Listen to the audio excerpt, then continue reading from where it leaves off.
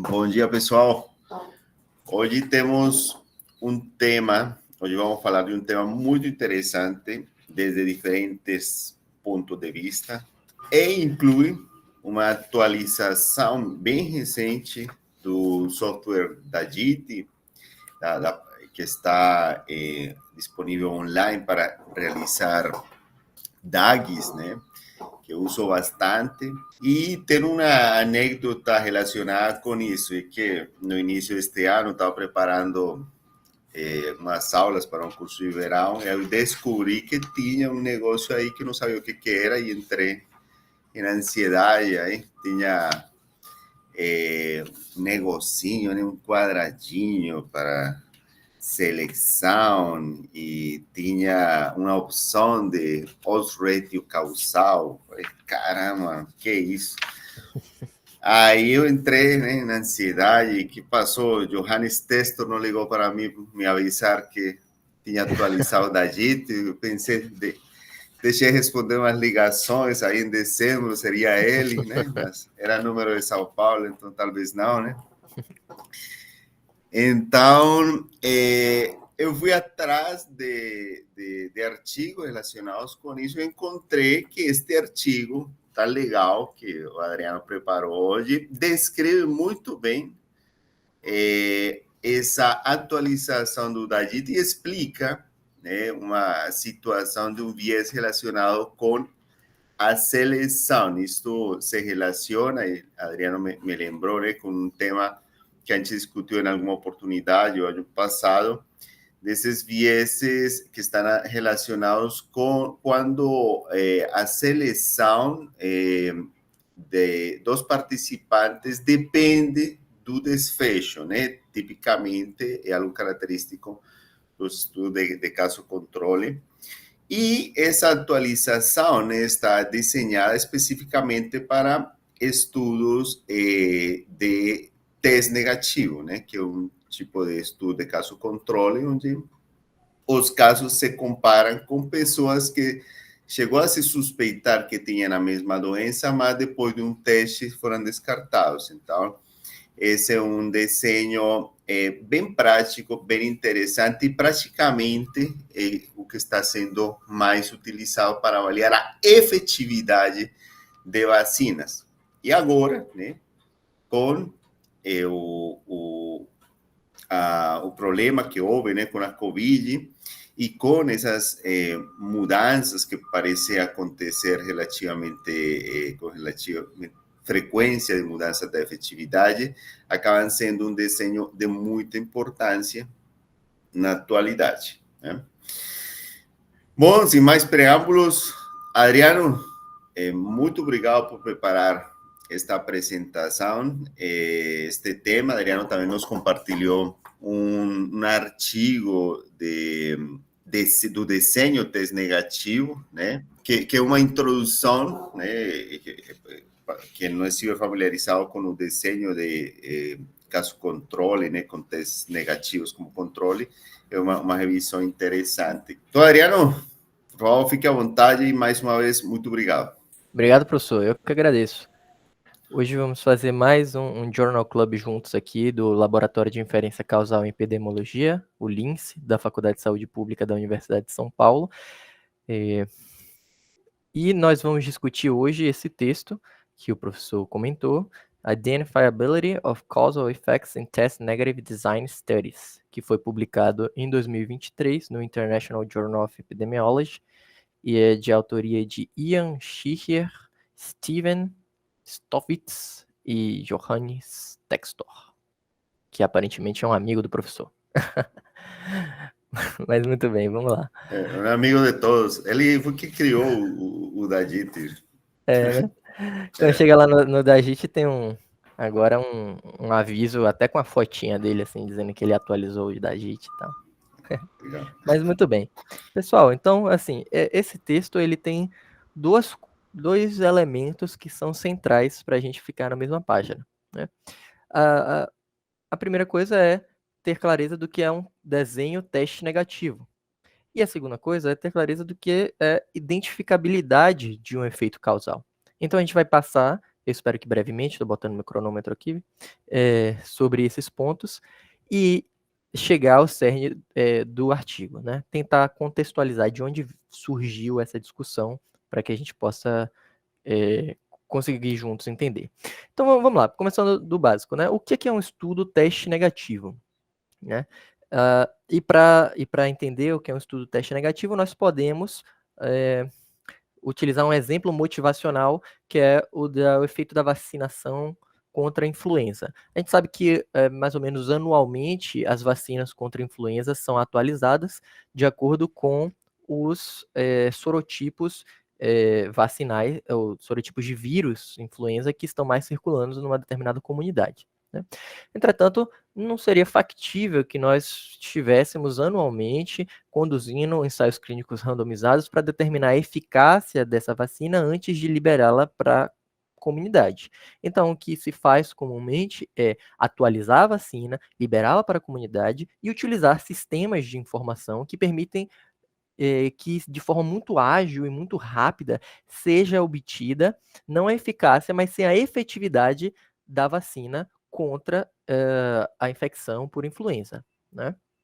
E isso é obtido, então, a partir de estudos observacionais, onde o estudo com desenho geralmente mais comum é o estudo teste negativo, tá? O teste negativo, como o professor comentou, muitas vezes é citado como um tipo de caso controle, né? É um tipo de estudo que, assim, o desenho do estudo dá para a gente entender simples, de uma forma mais simples, que é nós vamos comparar, né? Vamos pegar indivíduos que buscaram uma determinada unidade de saúde por apresentarem uma síndrome respiratória, né, uma síndrome gripal, né, e nós vamos então testar esses indivíduos para influenza, né, que é um vírus muito relevante do ponto de vista de saúde pública. Alguns desses indivíduos vão ser teste positivo, vão ser identificados como estando apresentando aqueles sintomas por conta do vírus influenza, e outros indivíduos vão ser teste negativo. Então, eles vão estar apresentando aqueles sintomas, né? Afora essas questões de sensibilidade, especificidade, que podem gerar falsos positivos e falsos negativos, é imaginado que eles estão com aqueles sintomas gripais e, em sendo teste negativos, é porque eles estão com outros vírus que podem gerar síndromes gripais, né? Adenovírus, rinovírus e por aí vai. E o que vamos fazer então num teste negativo é comparar a frequência da exposição à vacina nesses dois grupos.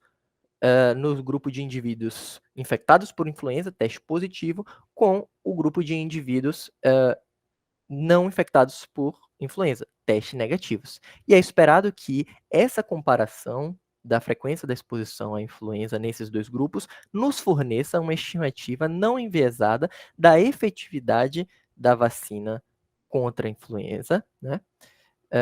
Não somente nos indivíduos que se apresentam às unidades de saúde. A gente espera, ao fazer um teste negativo, que essa estimativa seja, na verdade, uma estimativa da efetividade geral da vacina, tanto para indivíduos que se apresentam, quanto para indivíduos que não se apresentam nas unidades de saúde. Muito bem. Dito isso, a gente vai passar aqui rapidinho, então, na lógica desse estudo. Como é que chega nisso, né?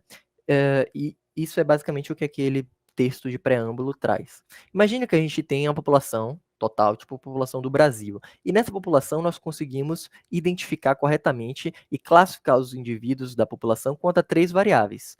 A vacinação, né? Então os indivíduos podem ser vacinados ou não, né? A infecção por influenza, então indivíduos podem ser infectados por influenza, infectados por outros patógenos ou ainda não infectados. E imagine que nós conseguimos ainda determinar classificar os indivíduos quanto a uma terceira variável, que é bem difícil de na prática a gente conseguir classificar, que é a tendência do indivíduo a, uma vez apresentando uma síndrome gripal, buscar atendimento médico, né? Então, nos textos eles botam como care-seeking behavior, né? Um comportamento de busca por atendimento. Se nós conseguirmos conseguirmos nessa população identificar e classificar corretamente os indivíduos no que tange a essas 3 variáveis, nós obteríamos uma tabela como essa que é apresentada naquele primeiro artigo que eu comentei, né? Nós teríamos aqui indivíduos vacinados nessa população, que é essa linha, e teríamos também indivíduos não vacinados. Bom, o desfecho de interesse seria influenza medicamente atendida, ou seja, uma infecção pelo vírus influenza que leva o indivíduo a buscar atendimento médico. Isso é relevante tanto do ponto de vista individual, quanto do ponto de vista de saúde pública, na medida em que uma vacina que faça com que os indivíduos adoeçam menos, né, não tenham a infecção por influenza, é relevante individualmente, mas uma vacina que faz com que os indivíduos, além de adoecerem menos, né, busquem menos o serviço de saúde, também é relevante do ponto de vista de saúde pública, na medida em que esses serviços vão estar menos lotados, né? Então, assim, aqui a ideia é que o desfecho de interesse não é simplesmente infecção por influenza, mas sim infecção por influenza medicamente atendida.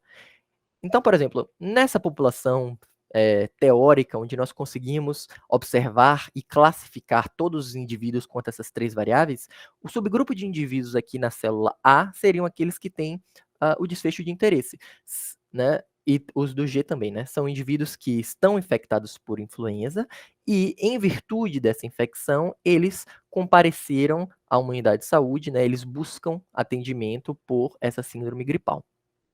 N1, então, representaria todos os indivíduos que são vacinados e que têm um comportamento de, caso eles desenvolvam uma doença respiratória aguda, eles buscariam atendimento médico, né? N3 seriam esses indivíduos que têm esse comportamento de buscar atendimento médico caso adoeçam, mas não são vacinados. E a gente pode aplicar os mesmos raciocínios para verificar quem é N2, quem é o grupo de indivíduos aqui representado por N2, por N4 e por aí vai, né? Então, quem não teve oportunidade pode ver com mais calma lá no artigo, né, que é muito interessante.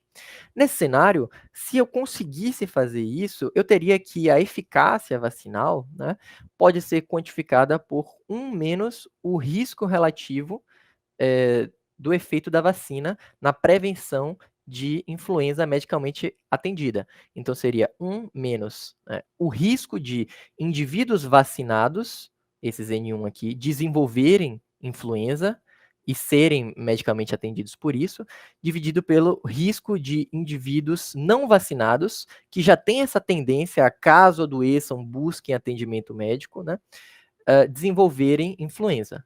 Né? Então, seria 1 menos esse risco relativo aqui no grupo de indivíduos que tem esse comportamento de, caso adoeçam, busquem atendimento médico. E se nós pudermos assumir que não há modificação do efeito da vacina por esse comportamento de buscar atendimento médico caso adoeça, né, esse efeito seria, então, igual ao efeito que seria calculado, ao efeito da vacina que seria calculado entre aqueles indivíduos que não teriam esse comportamento, né, de buscar um atendimento médico, ou seja, naqueles indivíduos que mesmo que adoecessem, que ficassem gripados, eles iam ficar em casa. Talvez eles tenham uma tolerância maior ao sofrimento, né, ou talvez eles tenham um sistema imune melhor, que faz com que eles tenham uma influenza menos agressiva, etc, etc. Mas, no final das contas, esse seria o estimando, seria o parâmetro populacional de interesse nosso. Mas a gente sabe que, na prática, não é possível fazer isso. Não tem como chegar a uma população e observar todas essas variáveis e classificar corretamente os indivíduos, para que a gente possa obter esse estimando. Então, uma solução poderia ser... Desculpa, olha, Adriano, então só para resumir, né? Essa fórmula aqui da direita é uma representação de uma assunção, e é que a vacina funciona igual entre aqueles que normalmente procurariam atendimento e aqueles que não. Perfeito. Então, essa é uma representação dessa assunção. Obrigado. Obrigado, professor. Essa questão de falar as coisas de forma sucinta e clara, vou chegar lá. Estou no caminho. Mas bom. Então, tá assim... ótimo, Adriano. Muito bem. Obrigado, professor. Mas bom, então assim, não dá para fazer isso. né?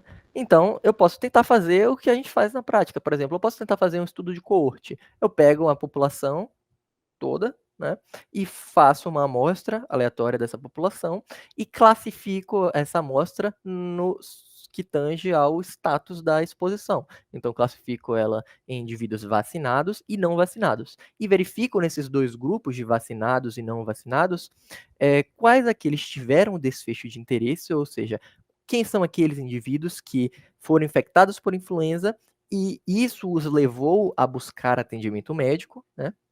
E classifico esses grupos entre o desfecho de interesse e as pessoas que não têm o desfecho de interesse. Note que os indivíduos que não têm o desfecho de interesse são, na verdade, uma amostra. As letras minúsculas é para demonstrar que é uma amostra da população, né, aqui representada com letras maiúsculas. Note que esses indivíduos aqui sem o desfecho de interesse não são necessariamente indivíduos não infectados por influenza. Nessa coorte teórica aqui, né, eles são, na verdade, aqueles indivíduos que não se apresentaram a uma unidade de saúde infectados por influenza. Então, eles são uma amostra que compreende uma fração dos indivíduos que foram a unidades de saúde infectados por outros patógenos, como esses do grupo B e do grupo H. São também, mas tem também indivíduos, por exemplo, que não estavam infectados por patógeno algum. Uma vez que não estavam infectados, eles não estavam doentes, né? Então eles não buscaram atendimento, mas são aqueles indivíduos que eles têm um comportamento de que, caso eles ficassem doentes, eles buscariam atendimento. E tem também aquelas pessoas nesse grupo aqui, nesse grupo sem o desfecho de interesse nessa coorte, que estão infectados por influenza, estão infectados por outros patógenos, mas eles estão na casa deles. Eles, por alguma razão que só eles sabem, preferem não buscar atendimento.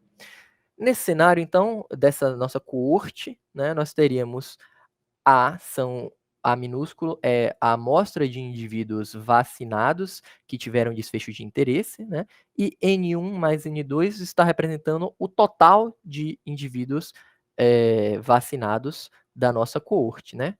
Esse total é, na verdade, uma fração, né, uma amostra, tanto dos indivíduos vacinados, que têm esse comportamento de buscar ajuda, caso adoeçam, quanto dos indivíduos vacinados que não têm essa característica de buscar ajuda médica, caso adoeçam, né. E, da mesma forma, a gente teria esse mesmo raciocínio para o conjunto de indivíduos não vacinados na nossa coorte.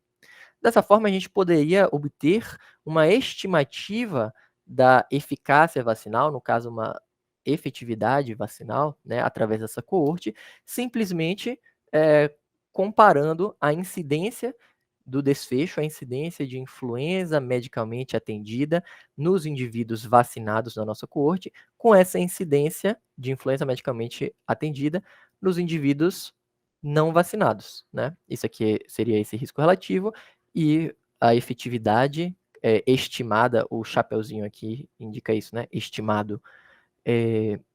Essa efetividade estimada seria representada por 1 menos esse risco relativo. Outra opção seria fazer um estudo de caso-controle. Ao invés de pegar a população toda, fazer uma amostra aleatória, classificar essa amostra quanto a expostos e não expostos, eu posso fazer uma amostragem baseada em quem teve o desfecho e quem não teve, né?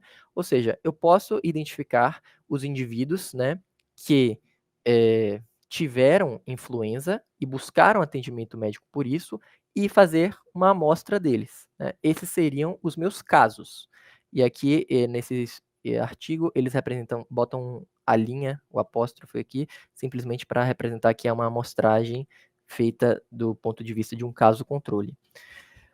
Então, esses são os casos, são indivíduos infectados por influenza e que buscam atendimento médico por isso. Já os controles seriam todos os indivíduos que não apresentam esse desfecho, né? Então, seriam todos os indivíduos que, infectados ou não, na verdade, seriam todos os indivíduos, seria uma amostra dos indivíduos, né, que ou buscaram atendimento por infecção por outros patógenos que não influenza, ou não buscaram atendimento porque não estão infectados por nada, mas caso adoecessem, buscariam atendimento, né? Mas também esse grupo de controles contém aqueles indivíduos que, como a gente já sabe, adoecem e ficam em casa. né? E assim a gente compararia a frequência da exposição, a frequência da vacinação entre os casos e controles. Nesse caso, a estimativa da efetividade obtida nesse estudo de caso-controle nada mais seria do que a chance de influenza medicamente atendida entre os indivíduos vacinados, né, que está representado aqui por esse termo de cima, dividido pela chance de influenza medicamente atendida entre os indivíduos não vacinados, que está representado por esse termo de baixo, né? Então, 1 menos essa razão de chances representaria a estimativa do caso controle.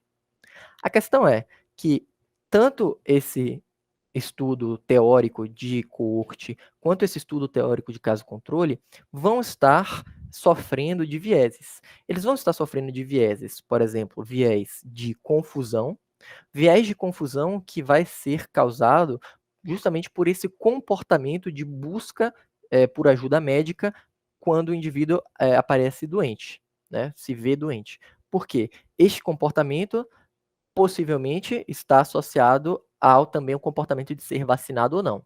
Pessoas que se adoecessem iriam ao médico, talvez sejam mais preocupadas com essas questões de saúde e podem possivelmente também se exporem mais à vacinação.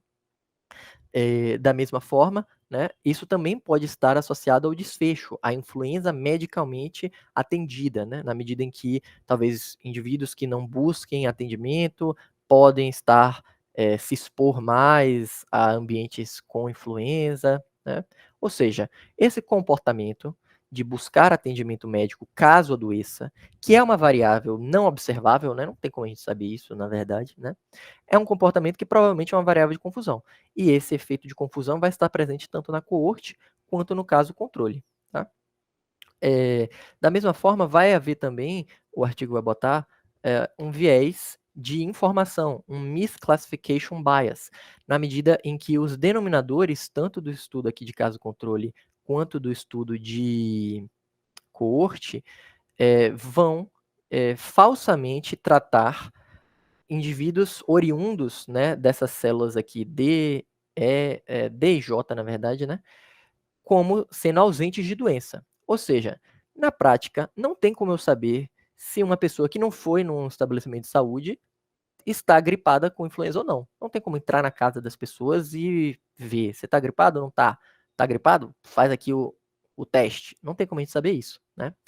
E por não saber isso, ao amostrar da minha população, né, eu não conseguiria informação sobre indivíduos dessas células DJ, ou seja, indivíduos que estão com influenza, mas não buscam atendimento, né? Com isso, os denominadores estariam equivocados, né? Porque D', J' ou D minúsculo e J minúsculo, no caso da coorte, estariam falsamente considerados como sendo igual a zero, né? Isso levaria a viés no nosso estudo. Bom, então assim, fazer um estudo de caso controle, ou fazer um estudo de coorte que busque avaliar toda a população, né, que busque englobar tanto indivíduos que buscariam atendimento médico caso adoecessem, quanto indivíduos sem esse comportamento, não parece ser factível, porque vai sofrer de confusão e de viés de informação. Então, uma alternativa pode ser tentar só estudar indivíduos que buscariam atendimento médico, né? Porque se eu fizer isso, né, eu talvez consiga, então, contornar esses vieses de confusão e de informação, né? Então, imagine que, ao invés de eu tentar pegar e fazer uma amostragem de toda essa população, que inclui indivíduos com esse comportamento de buscar atendimento, indivíduos sem esse comportamento de buscar atendimento caso adoeçam, eu faço isso. Eu vou agora me restringir a tentar somente estudar indivíduos que apresentam esse comportamento de caso eles adoeçam, eles vão ao médico, né? Então, eu posso tentar fazer uma coorte que busque que faça uma amostragem aleatória somente desses indivíduos, né? E nesse caso, então, eu vou classificar os indivíduos dessa coorte quanto aos status da exposição, ou seja, eles vão poder ser vacinados ou não vacinados, tá? E vou, então, verificar entre os expostos e não expostos, quais daqueles tiveram o desfecho de interesse ou não. Ou seja, quais aqueles tiveram uma influenza que levou a um atendimento médico. Percebam que A minúsculo, nesse caso, ainda representa os indivíduos expostos com o desfecho de interesse, G minúsculo representa os indivíduos não expostos com o desfecho de interesse, tá? Só que agora os indivíduos sem o desfecho de interesse, eles são, na verdade, apenas uma fração dos indivíduos que não têm influenza, mas que têm esse comportamento de buscar atendimento médico. No nosso exemplo anterior, né, aqui, lembram que tinha muito mais letras aqui, porque eu estava tentando amostrar de toda a população, que continha também indivíduos que, mesmo que doentes, não buscariam atendimento médico, tá? Então, A minúsculo a gente já viu o que é, e N1 seria, então, o conjunto de indivíduos vacinados, né, que, caso doentes, buscariam atendimento médico. Da mesma forma que N3 representaria o conjunto de indivíduos não vacinados, que, caso doentes, buscariam também atendimento médico. A partir dessa coorte, que está tentando amostrar somente os indivíduos com esse comportamento de buscar atendimento médico, caso necessário, né, nós obteríamos uma estimativa do efeito da vacina da mesma forma que discutimos antes, comparando a incidência do desfecho nos vacinados, né, ou seja, esses são os vacinados e esses são os que tiveram o desfecho, com a incidência do desfecho nos não vacinados. Esses são os não vacinados, N3, e esse G representa aqueles não vacinados que tiveram o desfecho. Só que agora eu estou tentando fazer essa estimativa e aplicando ela somente ao grupo da população que tem esse comportamento de buscar atendimento caso adoeça. Eu não estou tentando mais falar sobre os indivíduos que não têm esse comportamento. Uma vez que eu estou me restringindo a isso, eu talvez tenha conseguido eliminar aquele viés de confusão, porque vocês lembram que era o fato dos indivíduos terem diferentes comportamentos que levava à confusão, né? Porque um comportamento de buscar atendimento pode estar associado à vacinação e também pode estar associado ao desfecho, né? Então, uma vez que agora eu estou restringindo a minha análise somente aos indivíduos com o mesmo comportamento, eu eliminei esse viés de confusão. E também, como agora eu não estou mais tentando amostrar da população que contém indivíduos infectados com influenza, mas que não vão atrás de atendimento médico, eu também eliminei, né, aquele viés de informação que era causado porque eu falsamente dizia que não havia indivíduos infectados por influenza que não tinham buscado atendimento médico, tá? Então, assim, em resumo, fazer esse estudo de coorte que de alguma forma conseguiu amostrar apenas indivíduos com o mesmo comportamento de care-seeking behavior, né, eliminou aqueles vieses, tá? E se a gente continuar a fórmula, ela fica dessa forma aqui. E essa fórmula aqui, apesar de menos intuitiva, a gente vai deixar ela aqui guardadinha, porque esse termo N3 sobre N1, a razão dos não vacinados sobre os vacinados, vai ser importante para que a gente consiga chegar na estimativa obtida no estudo teste negativo. A questão é que esse estudo não é Pode falar, professor. Aqui, só um esclarecimento, uma pergunta. Aqui, esta coluna que diz Don't Seek Medical Care for Influenza, essa coluna B e C se refere a pessoas que procuraram, mas que não tinham influenza, né? Desculpa, qual, professor? Não consegui Essa captar. coluna aí, que você passou aí. Essa aqui? Não. Aqui aí, essa coluna. Essa aqui, né? Sim. Então, são pessoas que procuraram, não é? Então, Mas não tinham a doença, não é? Na verdade, essa coluna contém tanto indivíduos que procuraram atendimento e não tinham influenza, tinham talvez outro patógeno, mas ela também contém indivíduos, nessa coorte hipotética, né? Ela também conteria indivíduos que não procuraram atendimento médico, porque não estavam infectados, né? C e I, eles não estão infectados por nada. Então, o que eles têm, na verdade, em comum com esses indivíduos aqui, é que eles têm o comportamento de caso adoecessem, buscassem atendimento. Então, me parece que aqui eu tenho tanto indivíduos que factualmente buscaram atendimento, mas buscaram atendimento e eles não tinham influenza, quanto indivíduos que não buscaram atendimento.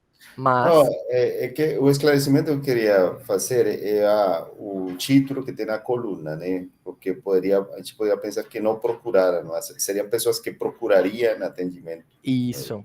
O Procurariam, só que artigo... não tem influência. Isso. Eu tive que Obrigado. ficar refletindo em cima disso, porque da forma que o artigo escreve, realmente não... Tá ótimo. pode gerar confusão. Tá, obrigado, Adriano. O fato é, pessoal, que fazer uma coorte, né, que restrinja aos mesmos indivíduos, aos indivíduos que têm o mesmo comportamento de busca de atendimento médico caso adoeçam, apesar de nos fornecer o resultado adequado e contornar os vieses de confusão e de informação que tínhamos visto anteriormente, não é factível, né? Justamente porque, na prática, a gente não tem como acessar essa quantidade de indivíduos aqui, C e I. A gente não tem como corretamente identificar aqueles indivíduos que têm o comportamento de, caso adoecer, buscar ajuda, mas que não buscaram nenhuma ajuda médica, porque não estavam doentes. Entende? Na prática, não tem como eu identificar isso. O que eu consigo, na verdade, fazer é o que o teste negativo faz. Eu consigo verificar indivíduos que, de fato, procuraram atendimento médico, e é evidente que se eles procuraram atendimento médico é porque eles têm esse comportamento de buscar atendimento médico, né? E aí eu consigo acessar os indivíduos que, uma vez que buscaram atendimento médico, quais deles têm influenza e quais não têm. Então, assim, na prática, eu não consigo fazer esse estudo de coorte que restringiu a análise apenas aos indivíduos que procurariam atendimento caso adoecessem. Na prática, o que eu consigo acessar mesmo são os indivíduos das células A, B, G e H, que são aqueles indivíduos que de fato procuraram atendimento. Uma vez que procuraram atendimento, é óbvio que eles têm esse comportamento de procurar atendimento, e uma vez que eles procuraram atendimento, eles são testados. E aí eu consigo, então, corretamente identificar quem são os indivíduos das células A, os indivíduos das células B, da G e da H. Infelizmente, os indivíduos das células C e I, na prática, eu não consigo identificar. E notem que essa estimativa desse estudo de coorte ideal, onde eu restringi a análise somente a indivíduos com comportamento de buscar ajuda, né? Ela depende do quantitativo N1 e do quantitativo N3, né? Que são o total de indivíduos vacinados e não vacinados com esse comportamento de buscar ajuda. Mas N1 e N3, por sua vez, dependem para que eu acesse N1 e N3 de forma não enviesada, eu preciso naturalmente acessar C e I também de forma não enviesada, porque C e I compõem, respectivamente, N1 e N3. E na prática eu não consigo fazer isso. Né? Então, de alguma forma, eu preciso me livrar de N1 e N3 desse cálculo do efeito da vacinação. E como é que se faz isso, né? Porque eu não consigo... Por que eu preciso me livrar de N1 e N3? Porque N1 e N3 eu não consigo acessar adequadamente. Eu só consigo acessar A, B, G e H. Tá? Então, como é que eu posso fazer isso? Assumindo a seguinte ideia, né? Que a incidência de outros patógenos que não influenza em vacinados é a mesma que em não vacinados. Ou seja, se eu assumir que a vacinação contra a influenza não, não leva a nenhum tipo de proteção cruzada contra outros vírus, faz sentido eu esperar que a mesma quantidade de vacinados adoeça por outros vírus quando comparada à quantidade de não vacinados que adoecem por outros vírus. Né? Faz sentido isso. Né? Essa premissa só seria falsa se eu tivesse alguma razão para pensar que a vacina para influenza exerce algum tipo de proteção cruzada contra outros vírus. Bom, se eu assumir isso, que é um pressuposto bem razoável, né? O que eu vou estar dizendo é o seguinte, que a incidência de o risco de estar infectado por um outro patógeno entre os vacinados, né, que é B sobre N1, é igual ao risco de você estar infectado por outro patógeno entre os não vacinados, que seria H sobre N3. Ora, se B sobre N1 é igual a H sobre N3, a gente pode rearranjar isso, né, para obter que a razão H sobre B, né, ou seja, os indivíduos não vacinados que estavam infectados por outros patógenos, né, que buscaram atendimento e lá descobriram que estavam infectados por outros patógenos. A razão dessa quantidade, pelo número de indivíduos, né, vacinados que buscaram atendimento e descobriram que estavam infectados por outros patógenos que não a influenza, eu vou descobrir que essa razão é igual à razão N3 sobre N1, né? Que é a razão que está aqui nessa cálculo. Mas lembre-se que eu não conseguia acessar N3 sobre N1, né? Mas H e B eu consigo acessar.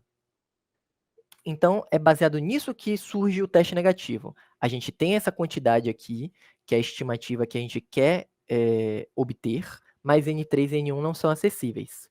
Mas assumindo que o efeito da vacina que a vacina não promove nenhum tipo de proteção cruzada contra outros patógenos, eu posso assumir que essa igualdade é verdadeira e, por conseguinte, eu posso, então, obter a estimativa do efeito que é obtida num estudo teste negativo, na qual eu substituo N3 sobre N1 por H sobre B, que são quantidades que, de fato, eu consigo acessar. Como a gente já tinha conversado, o que o estudo teste negativo faz é pegar indivíduos que se apresentam com sintomas gripais em uma determinada unidade de saúde e testá-los para influenza. Os testes positivos são esses aqui, infectados por influenza. E os testes negativos são esses aqui, infectados com outros patógenos. E então eu determino quantos desses foram vacinados e quantos não foram vacinados. Essas quantidades, eu consigo, de fato, na prática, eu consigo estimar elas, eu consigo obtê-las sem viés, né? Então, ao substituir H sobre B, a N3 sobre N1 por H sobre B, eu chego na estimativa obtida no estudo teste negativo. Se nós observarmos, essa é uma estimativa baseada em uma odds ratio, né? Porque porque a gente pode lembrar que a odds ratio também se chama, né, de razões dos produtos cruzados. A gente estudou isso juntos. E vejam que esse termo aqui, AH, é justamente esse produto aqui, né? De A vezes H, cruzado. E GB é esse produto cruzado aqui. Então, isso, na verdade, é uma razão de chances, né? Eu estou comparando a chance dos indivíduos vacinados terem influenza com a chance dos indivíduos não vacinados terem influenza. E 1 menos essa razão de chances fornece, então, uma estimativa da efetividade da vacina de influenza contra influenza medicalmente atendida. E se nós assumirmos que a efetividade da vacina, né, que o efeito da vacina é o mesmo em indivíduos que procuram atendimento quando ficam gripados e em indivíduos que não procuram atendimento, eu vou estar, na verdade, né, apesar de só estar estudando um subgrupo da população, que é esse dos indivíduos que vai de fato em busca de ajuda médica, eu vou estar, na verdade, estimando um efeito que pode ser aplicado a toda a população, né? E isso é muito relevante, eu vou estar tendo um efeito que vai ser aplicado tanto às pessoas que ficam em casa, quanto às pessoas que procuram os hospitais e unidades de saúde. Então, essa é a lógica do desenho teste negativo. Tá? Isso. Pode comentar, professor. Bom, Adriano, resumindo, né, e até repetindo um pouquinho, então, a fórmula H sobre B igual a N3 sobre N1, eu posso interpretar como um princípio de caso controle, que os controles representem a frequência de exposição da população de origem, né? Então, essa expectativa com os controles, né? Que tenham essa distribuição de exposição similar à população que origina os casos. Como você bem comentou, né? Isso é um cálculo de efetividade baseado no odds ratio, né? E já a gente já comentou que se espera que o efeito, a eficácia não varie em função do comportamento de procurar atendimento. Então, basicamente, são essas duas assunções. No artigo que você recomendou, eles falam da distribuição de causas não influenza, né? Mas isso acaba afetando isso que a gente comentou, né? Que os controles representem a população fonte. Acaba sendo basicamente uma consequência disso. Ou uma causa disso, aliás. Ou seja, que os controles representem a população de origem vai depender de coisas como essa, que as causas de outras doenças, as outras doenças tenham uma frequência similar, que isso não compita com os outros, as outras causas de consulta, etc, etc. Basicamente é isso. Então, são essas duas coisas. Controles devem representar a frequência de exposição da população e a efetividade não varia em função da busca de atendimento. Obrigado, Adriano. Perfeito, obrigado, professor. De certa forma, a capacidade de síntese está relacionada também ao background, né? Porque eu realmente não tinha feito esse link. E ele simplifica bastante. Obrigado, professor. Obrigado, Adriano. Bom, e aí a gente vai então, agora que a gente construiu juntos um background sobre o que é um teste negativo, né? A gente vai então se propor a falar sobre identificabilidade de um efeito causal, tá? Para isso, a gente vai introduzir DAGs na discussão. E para isso, eu vou resgatar alguns elementos que são discutidos em um outro artigo que nós discutimos ano passado, Selection Bias with Outcome Dependent Sampling, que foi de autoria de Arvid Scholander, receio que não saiba pronunciar o nome dele, mas foi publicado lá na Epidemiology ano passado. Bom, basicamente, isso vai ser interessante para a gente fazer uma discussão que contextualize a relevância de falar de identificabilidade quando a gente fala especificamente de teste negativo. Veja, o teste negativo, ele é um tipo de estudo onde a amostragem depende do desfecho. Então, imagine que eu tenho uma exposição A, um desfecho de interesse Y, mas eu vou avaliar isso somente nos indivíduos selecionados. Então, S pode ser seleção, S igual a 1 indica que seriam aqueles indivíduos que de fato foram selecionados, né? E o retângulozinho, como nós sabemos, indica que eu estou restringindo a minha análise apenas àqueles indivíduos com o valor de S igual a 1. Vejam que isso é basicamente o que faz um teste negativo, né? Esse DAG aqui que está no artigo central da nossa discussão de hoje mostra isso. A intervenção de interesse A é a vacina, e nós queremos quantificar o efeito de A sobre Y, que no caso dele, ele traz um exemplo não de influenza, mas de Covid-19, mas que a ideia é a mesma, né?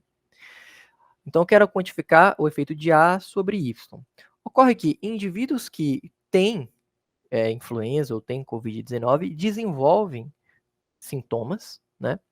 E são esses indivíduos que desenvolvem sintomas, são uma parcela desses indivíduos, né, que vai ser de fato testado, que vão de fato se apresentar às unidades de saúde e serem testados. E são esses indivíduos testados que são selecionados para o estudo.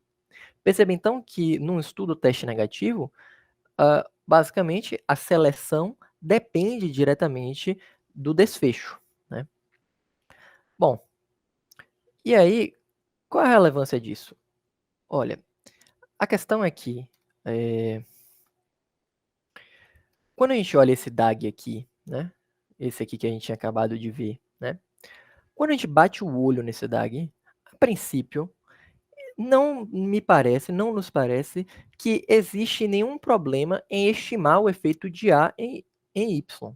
Por quê? Porque geralmente a gente vai buscar por caminhos pela porta de trás, né, backdoor paths, ou seja, caminhos com confusão ou caminhos com variáveis colisoras ajustadas. E ao olhar esse DAG aqui, não parece que é o caso. Veja, de A para Y só tem um único caminho, que é esse caminho causal aqui mostrado por essa seta. Depois eu tenho S, mas não parece que restringir por S abriu nenhum tipo de caminho. Entretanto, nós vamos descobrir que apesar do DAG não parecer que estimar A em Y nesse cenário gera viés, né? Na verdade, gera viés. Os autores daquele artigo que eu acabei de mostrar, Selection Bias with Outcome Dependent Sampling, vão mostrar que nesse cenário não é possível que a gente identifique nenhuma medida de efeito de risco causal, ou seja, não dá aqui para a gente estimar sem viés o risco relativo, a diferença de risco, taxa de incidência, qualquer coisa nessa linha entre A e Y, tá? Então, a gente diz que um efeito causal é identificável quando a medida de associação observada é igual ao efeito causal. Então, quando a medida de associação que eu estimo através de um estudo observacional corresponde a um efeito causal. Se essa medida, né, associacional, obtida através de um estudo observacional, se essa medida, né, não corresponde ao efeito causal, né, e não é possível fazer nenhum tipo de ajuste para que ela corresponda a esse efeito causal, seja porque essa medida tem algum tipo de viés de seleção, tem algum tipo de viés de confusão, se eu não consigo manipular esse estudo observacional para me gerar um efeito verdadeiramente causal, eu direi então que o efeito é não identificável, tá? Mas se de alguma forma eu conseguir transformar essa medida observacional em uma medida verdadeiramente causal, uma medida que poderia ter sido obtida através de um ensaio clínico randomizado sem viés, então esse efeito é identificável. A questão aqui é que com as regras comuns que nós aprendemos de DAG, né, de bloquear caminhos pela porta de trás, né, nós olhamos um DAG como esse, que é um DAG de um estudo teste negativo, por exemplo, e vamos ser falsamente induzidos a pensar que efeitos de riscos causais são identificáveis a partir desse DAG, quando não é o caso. Para demonstrar isso, né, para ficar claro a partir do DAG, por que nós não conseguimos estimar riscos causais a partir desse tipo de estudo observacional, como o teste negativo, né, os autores propõem uma coisa que eles chamam de DAG de dois mundos, ou de mundos paralelos. É um tipo de DAG onde a gente vai observar tanto o mundo factual, o mundo observável, aquele que tem as coisas que de fato aconteceram, quanto o mundo, no mesmo DAG nós vamos observar o mundo contrafactual, que é aquele mundo que representa o que teria acontecido se, ao invés dos indivíduos terem sido expostos a uma determinada a um determinado nível da exposição, né, o diagrama contrafactual vai demonstrar o que teria acontecido com esses indivíduos se eles tivessem sido expostos a um outro nível da exposição, talvez a um nível menor ou a ausência da exposição. Eles fazem isso então com um DAG que é um DAG que eles chamam de mundos paralelos, que é basicamente isso aqui. Eles representam no mesmo DAG o mundo factual, que é esse aqui da esquerda, e o mundo contrafactual. Veja, o mundo factual é esse, tá? Então, existem a exposição A está ocorrendo na população, tá? E ela vai gerar o desfecho Y que nós de fato observamos. No mundo contrafactual, eu forço, né, que a exposição A tome um valor específico, que aqui ele representou por A minúsculo. Então, talvez pensando em tabagismo e câncer de pulmão. Na vida real, factualmente, as pessoas fumam por N razões e esse fumo, de alguma forma, leva elas a terem câncer de pulmão. Um diagrama contrafactual seria aquele no qual eu pego pessoas e forço elas a fumar ou não fumar. Tá? E isso, naturalmente, vai gerar uma modificação no desfecho. O desfecho não vai ser mais o desfecho Y, mas vai ser o desfecho YA minúsculo, que seria o desfecho que ocorre quando eu forço, quando eu determino que a exposição vai assumir um determinado valor, ainda que essa determinação seja contrafactual ao que de fato ocorreu. Bom, Note que se eu obriguei A a assumir um valor específico, naturalmente Y vai assumir um outro valor específico, que é uma função de A minúsculo. E note que num estudo teste negativo, ou outro estudo com Outcome Dependent Sampling, S é uma função de Y, que por sua vez é uma função de A. Então, se eu determinei que A vai adquirir um determinado valor, ou seja, eu obriguei os indivíduos a fumar, né, é natural que o desfecho assuma um outro determinado valor, que é aquele valor que ocorre quando os indivíduos são obrigados a fumar. E esse desfecho, ele também vai gerar uma variável S, SA, que é o S não factualmente observável. Não o S que a gente observa na população, num estudo teste negativo, por exemplo. Mas sim o S, mas sim a seleção, né, que ocorre quando eu quando eu determino que a exposição é A minúsculo, né, um determinado valor da exposição. Então aqui eu tenho factual, aqui eu tenho contrafactual. E notem que esses dois mundos, factuais e contrafactuais, eles são ligados. São ligados pelo quê? São ligados por esses termos de erro aqui. Vamos olhar para o termo de erro de Y.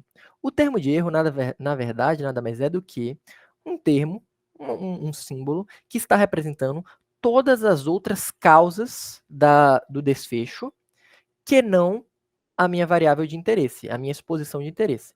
Então, por exemplo, é óbvio que câncer de pulmão não é unicamente determinado por tabagismo. Existe uma série de outros elementos, né, como exposição a outros carcinógenos, história familiar, questões genéticas, mutações esporádicas, que também vão determinar se o indivíduo vai ter ou não câncer de pulmão.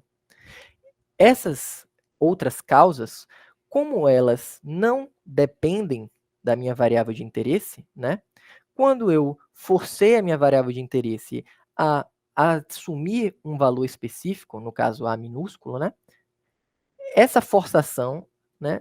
Apesar de ter modificado o desfecho, que agora se torna Y A minúsculo, não fez nada com essas outras causas de Y, porque A não tem nenhuma relação com essas outras causas. Isso faz, então, com que eu possa utilizar um único símbolo, né, o erro de Y, para ligar os dois mundos, né? Porque o erro de Y, essas outras variáveis que causam Y, vão estar causando Y independente de A, tanto no mundo factual, tanto no mundo real, quanto nesse mundo hipotético contrafactual. Porque mesmo nesse mundo hipotético contrafactual, essas outras causas de câncer de pulmão vão estar agindo sobre o indivíduo para que ele tenha ou não tenha câncer de pulmão, ainda que eu tenha forçado ele a fumar. Né? E esse mesmo raciocínio pode ser aplicado para S, né? Para esse indicador de seleção. Bom, por que eu falei tudo isso? Porque os autores demonstram isso para demonstrar que é a partir desse gráfico onde há representação paralela do mundo factual e do mundo contrafactual, que vai ficar claro para nós por que num estudo teste negativo eu não consigo identificar, tá? Eu não consigo identificar efeitos causais em termos de risco. Eu não consigo identificar diferença de risco, risco causal, taxa de incidência, hazard ratio e por aí vai, tá? Por quê? Eles demonstram, tá? E aí eu tinha botado na apresentação toda a lógica da demonstração, mas tinha ficado desnecessariamente complexa, tá? Então, se alguém quiser, pode checar lá no artigo e eu também posso mandar os slides depois que eu deixei no final, tipo num apêndice, tá? Mas eles vão dizer o seguinte, olha, para que você consiga fazer um estudo onde a seleção depende do desfecho e para que você obtenha neste estudo uma estimativa de risco, né, que seja causal, ou seja, para que o risco ou a diferença de riscos seja identificável na população selecionada, ou seja, naqueles indivíduos que têm as mesmas características dos indivíduos que foram selecionados, tá?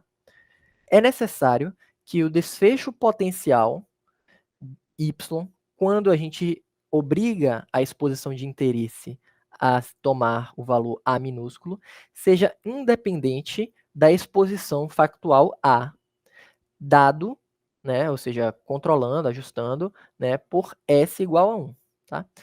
Tornando isso mais factível no termo do teste negativo, o que ele está dizendo é o seguinte: olha, se você fizer um teste negativo, pegar os indivíduos que vêm para a sua unidade de saúde, testar eles, e você quiser obter a estimativa, e você quiser estimar o efeito da vacina de influenza através de um risco relativo, né?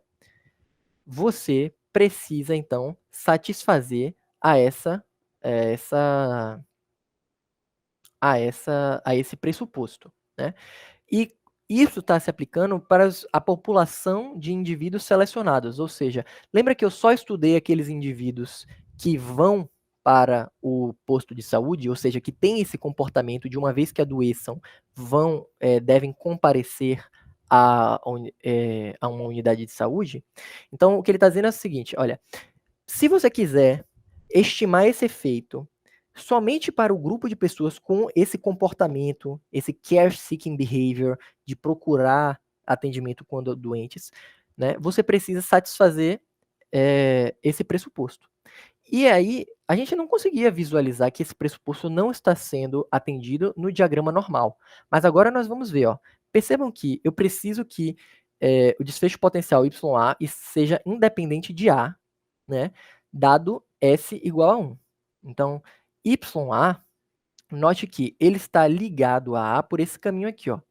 YA, né, vai para SA, passa pelo termo de erro de S, chega em S igual a 1, né, que seria um colisor aqui. E aí se ligaria com A. Observe ainda que esse caminho aqui também está ligando ambos, né? YA está ligado através do termo de erro de Y ao próprio Y factual, né? Mas S igual a 1, né? É o que? Ele é um descendente de Y. E Y, no caminho que liga YA até A, né? Esse caminho aqui, ó, YA até A, ele é um colisor. Então, assim, naturalmente esse caminho estaria fechado. Naturalmente, YA, né? Ou seja, o desfecho potencial, né, seria independente da exposição, que na verdade tem relação com aquele princípio da permutabilidade que nós estudamos juntos há algum tempo, né? Exchangeability. Mas como eu ajustei por um descendente do colisor Y, eu abri esse caminho. Então, YA agora está associado à exposição A. Isso faz. Qual é a relevância disso? Isso significa dizer que, num estudo teste negativo, tá? Mesmo que eu faça o teste negativo bonitinho, se eu estimar o efeito da vacina através de uma diferença de riscos ou de um risco relativo, esse efeito estimado, ele não representa sequer o efeito que seria observado caso eu estudasse toda a população que tem esse comportamento de buscar ajuda quando eles estão doentes. Então, essa estimativa na minha amostra está enviesada, mesmo que eu queira apenas generalizá-la para a população que tem as mesmas características dos indivíduos que eu, de fato, introduzi no meu estudo. Isso quando eu estou tentando identificar um efeito nesses termos de risco, né?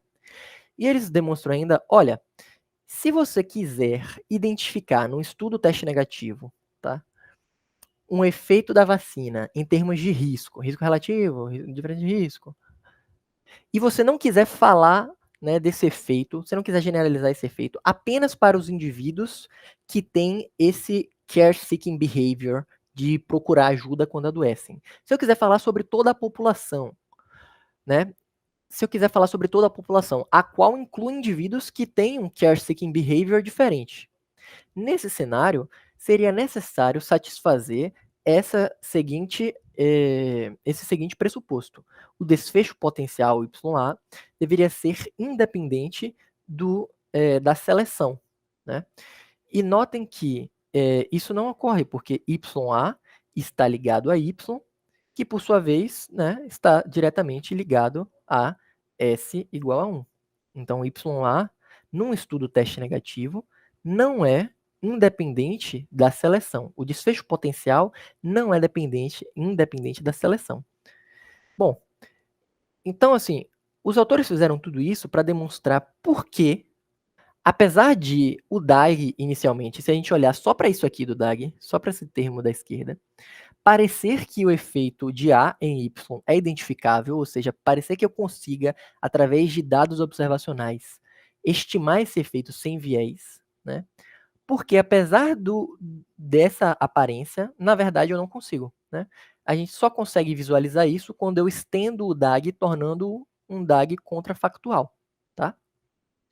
Mas bom, então assim, num estudo teste negativo, eu não consigo estimar o efeito da vacina, ou em resumo, eu não consigo estimar o efeito da vacina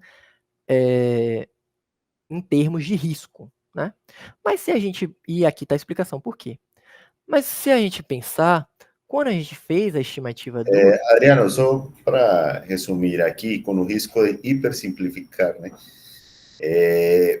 Este artigo que você traz, que a gente discutiu em outra oportunidade, é um artigo que tem um valor interessante no sentido que traz uma ideia de um DAG, um diagrama contrafactual, que inclui outros termos, como outras variáveis,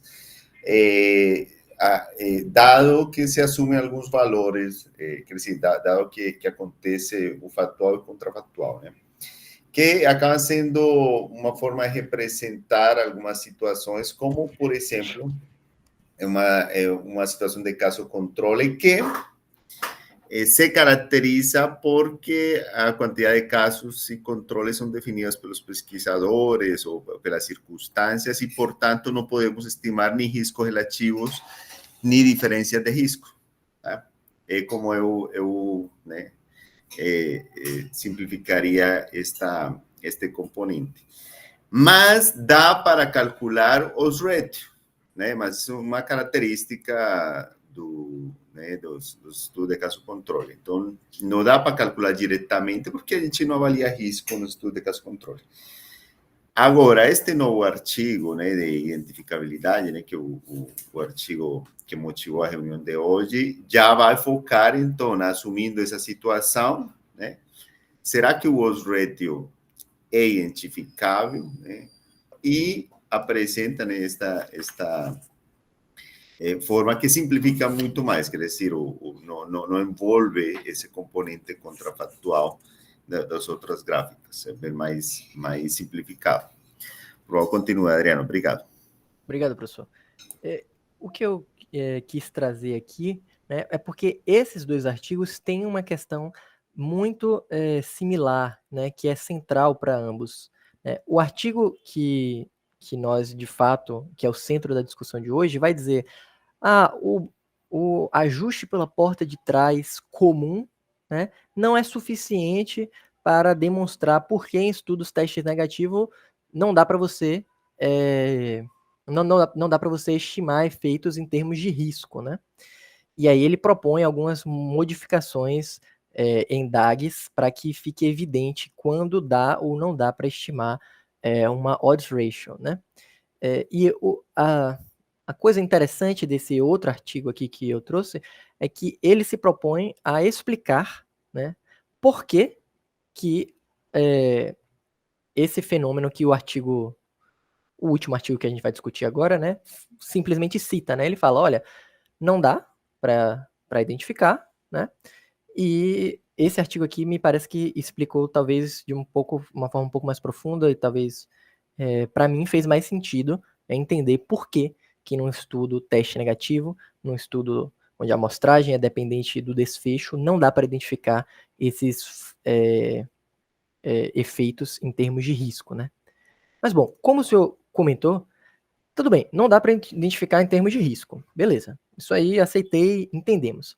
Mas e se meu interesse estiver na odds ratio causal, né? Porque se a gente lembrar, olha, toda a premissa é que aqui eu tenho um teste negativo, batendo o olho aqui no teste negativo, baseado nas premissas que nós já sabemos sobre ajustes pela porta de trás, parece que um efeito que o efeito da vacina no desfecho é identificável, né? Inclusive nesses termos de risco relativo, etc. Mas a gente já viu que isso não é o caso, tá? Mas a gente viu também que a estimativa num estudo teste negativo não é uma estimativa em função de risco relativo e etc. Mas sim em função da odds ratio. Ela é obtida através de uma razão de chances. Então, os autores vão agora, tudo isso era uma contextualização para mostrar que os autores vão dizer, chegam a partir desse ponto e vão dizer, tá, e como é que eu posso identificar no DAG, olhar para o DAG e ver se, apesar do risco não ser identificável, se a odds ratio é identificável, né?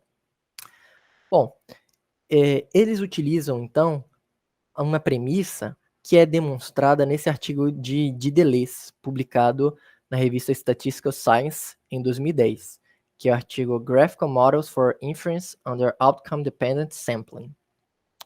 Bom, eu tentei ler, vou ser bem sincero, eu tentei ler o artigo. É um artigo muito, para mim, que não tem um background matemático bom, é muito difícil, então eu aceitei. Mas o fato é que os autores desse artigo, né, que são referenciados no artigo central da nossa discussão de hoje, dizem o seguinte: olha, num estudo em que a seleção da amostra depende do desfecho, a odds ratio será identificável se o seguinte pressuposto for, os seguintes dois pressupostos forem atendidos, né?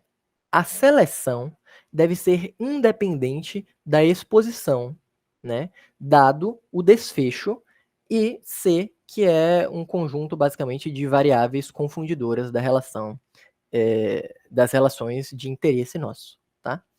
E C, naturalmente, né? As variáveis contidas em C, então C pode ser entendido como um vetor de variáveis, né? Um conjunto de variáveis. As variáveis contidas em C não podem ser descendentes de Y. Então, se a seleção for independente da exposição, dado o desfecho, e se eu precisei para isso também ajustar por algumas variáveis C, e essas variáveis C não forem descendentes de Y, então eu vou conseguir, num estudo teste negativo, e num estudo onde a amostragem é dependente do desfecho, identificar a odds ratio, ainda que o risco relativo ou a diferença de riscos não seja identificável. E a gente pode observar, nesse primeiro gráfico, que é o gráfico mais simples, né, que essas premissas aqui, né, são atendidas. Percebam que S é independente da exposição, dado o desfecho, ou seja, se eu, de alguma forma, ajustasse pelo desfecho. Porque perceba que todo o efeito de A em S se dá pelo desfecho. Se eu bloquear esse caminho aqui, elas duas serão independentes, né? E nesse caso aqui, C seria um grupo, um empty set, né? Não existiriam variáveis C que eu precisasse ajustar, tá? Então, a partir disso, a gente viu por que nesse gráfico aqui, que representa o mecanismo mais simples de geração de dados no estudo teste negativo, eu não consigo identificar efeitos em termos de riscos, mas consigo sim identificar efeitos em termos da odds ratio causal. Bom, eles mostram ainda, né, no estudo, eles fazem algumas alterações no DAGIT. Agora o DAGIT, ele é capaz de identificar, além de efeitos totais, efeitos diretos e identificar variáveis instrumentais, ele pode identificar também uma odds ratio causal, que tem a figura, tá vendo? E aí eles fornecem na figura, no texto, esse seguinte DAG, ó. Imagine que eu tenho esse DAG aqui, que tem vacinação, que é a exposição de interesse, Covid-19, que é o desfecho de interesse, os sintomas de Covid que levam o indivíduo a ser testado. Ora, a odds ratio, né, será identificável aqui a partir desses dados se S for independente de A, né, se a seleção for independente da exposição, dado o desfecho, e outras variáveis C que eu precise ajustar. Entretanto, C não pode, como a gente viu, ser um descendente do desfecho. Então, veja aqui que o que ocorre aqui, ele está dizendo aqui, ó, que nesse texto, nessa figura, né, a odds ratio não foi corretamente identificada porque houve um ajuste incorreto. Note que ele ajustou aqui, né? Ele está botando aqui que ajustou por sintomas de Covid-19. Tá vendo aqui? Aqui à direita tem adjusted, Covid-19 symptoms, né? Ele ajustou por isso.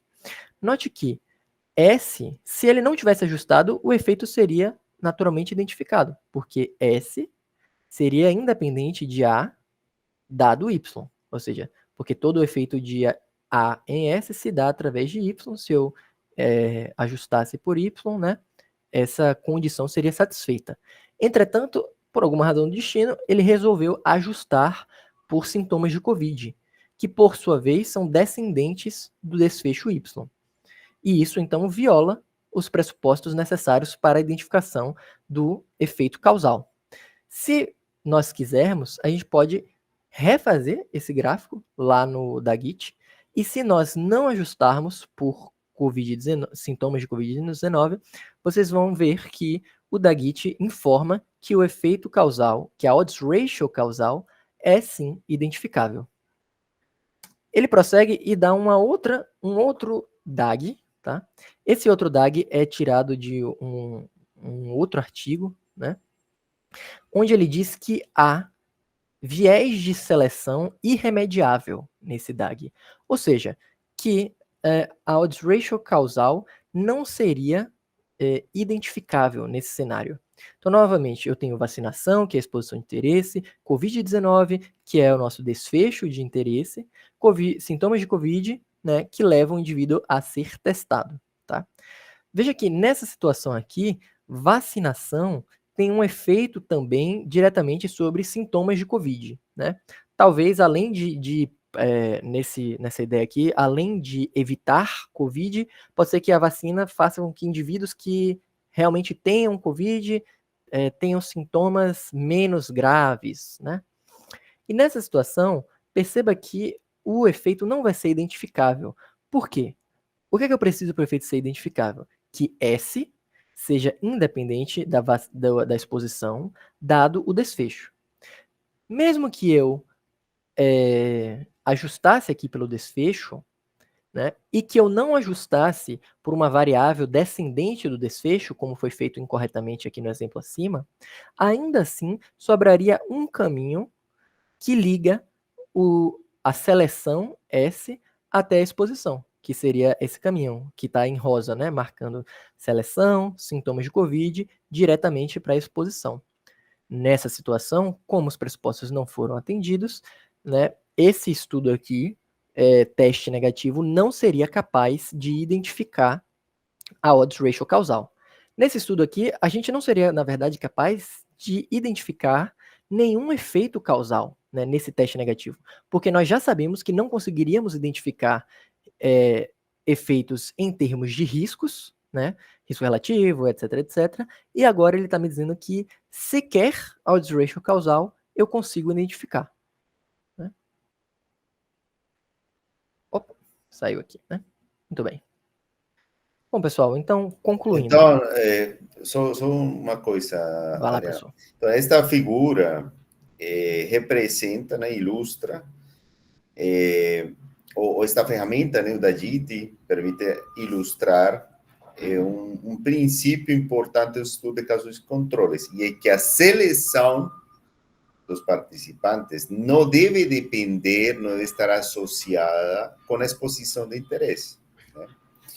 No momento em que, de alguma forma, a exposição fique associada, seja através de, por exemplo, reduzir ou aumentar os sintomas, ou gerar sintomas que levem à seleção, à testagem de seleção, portanto, né? Aí se cria um viés de seleção. Então, eu acho que é bem interessante. Aqui está todo aplicado para caso controle com teste negativo, né? Mas pode ter aplicações em outros desenhos, onde a seleção, né, está dependendo do resultado do desfecho. Obrigado, Adriano. Obrigado, professor. Ficou bastante claro agora com o senhor comentando. Então, pessoal, as conclusões que nós podemos tirar são que identificar medidas de risco, né, causais em estudos com amostragem dependente do desfecho, né, onde os testes negativos estão incluídos, Geralmente não é possível.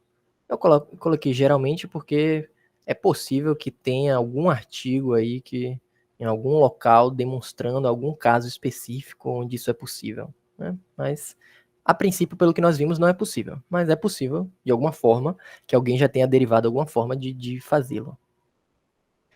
Mas, como nós vimos, por vezes essa impossibilidade não é vista nos DAGs, né? E aquela ferramenta de utilizar DAGs contrafactuais pode nos ajudar. Mas a odds ratio causal da população em estudos testes negativos, desde que, como o professor falou, a seleção dos indivíduos para a amostra seja independente da exposição de interesse, né? E então, para isso, para a gente visualizar isso em termos de DAGs, é necessário considerar se o DAG viola ou não as condições estabelecidas por Dideles em seu texto de 2010. Bom, pessoal, essas foram as referências. Muito obrigado pelo tempo, tá, de vocês e pela atenção. Espero que tenha contribuído de alguma forma. Adriano, excelente. Você fez uma revisão profunda, muito boa, muito interessante. Eu vou, parabéns, Adriano, sempre indo além. Mas é um tema um pouco complexo aqui. Vamos tentar ver, né, no sentido prático. Então, vou compartilhar brevemente a tela aqui, vou compartilhar com vocês. Vamos reproduzir aqui este DAG que aparece, sintomas. Vamos reproduzir um dos DAGs que aparece no artigo e testar. É a seleção. Bom, aqui, não sei se todos, acho que todos estão familiarizados com como se faz um DAG. Este site.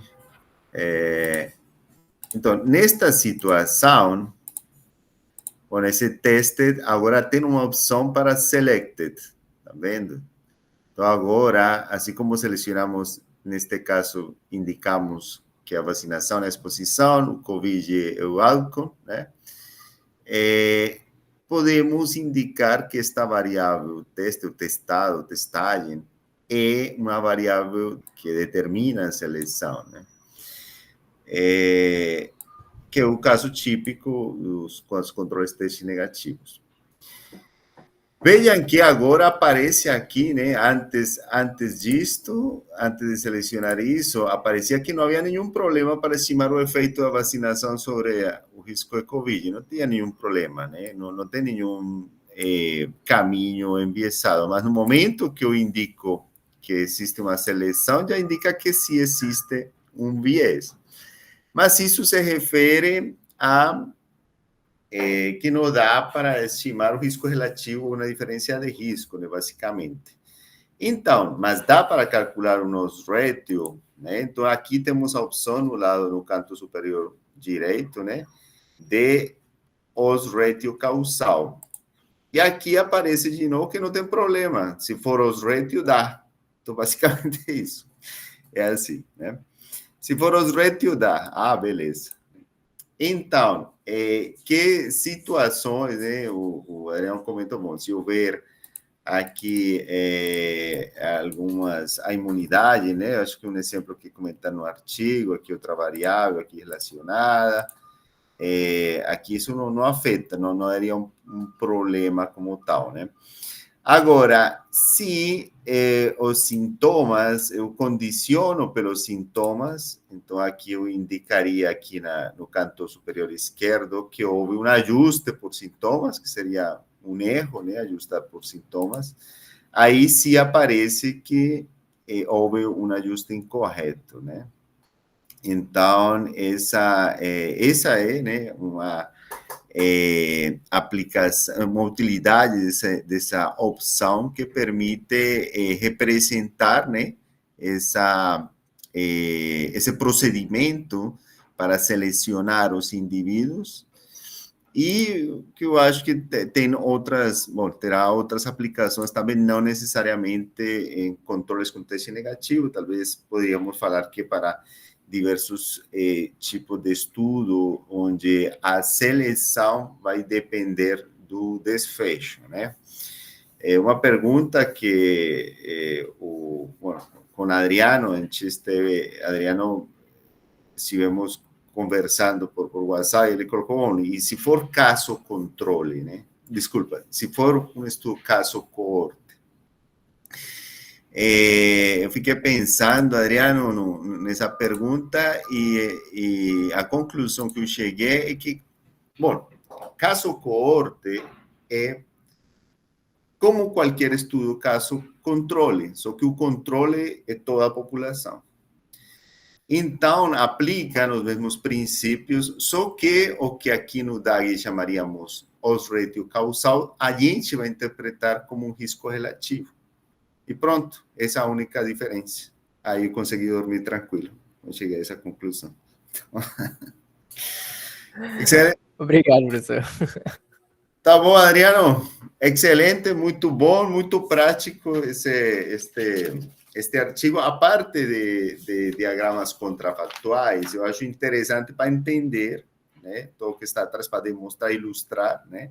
Mas são bem complexos. Já os DAGs normalmente são complexos quando a gente começa a colocar bastantes variáveis, né?